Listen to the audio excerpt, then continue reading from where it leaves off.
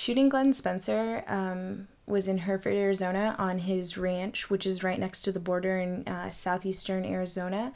And the border fence runs along his property, and he self-patrols the fence regularly.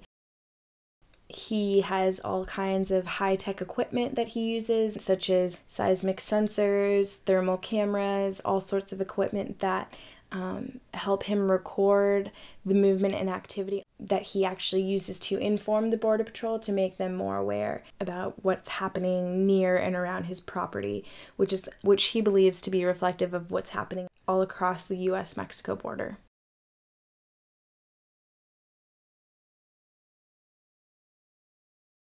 During our experience in Altar, Sonora, we were able to meet with Prisciliano Peraza Garcia, a Catholic priest who runs a shelter for immigrants. He said immigrants travel to Altar from all over Mexico to meet their coyotes, who will guide them across the U.S.-Mexico border. While immigrants wait to meet their coyotes, they can stay in shelters around the area.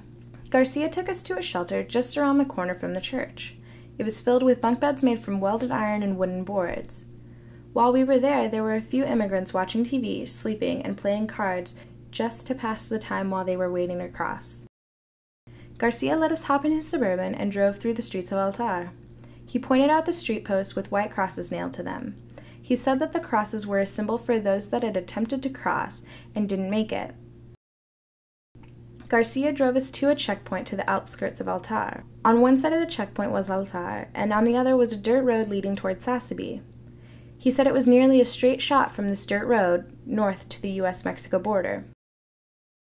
Next to the dirt road were 3 white crosses. He said that they were either a memorial or a prayer for the immigrants making the journey, a memorial for those that hadn't made it, and a prayer for those who were attempting to make the journey.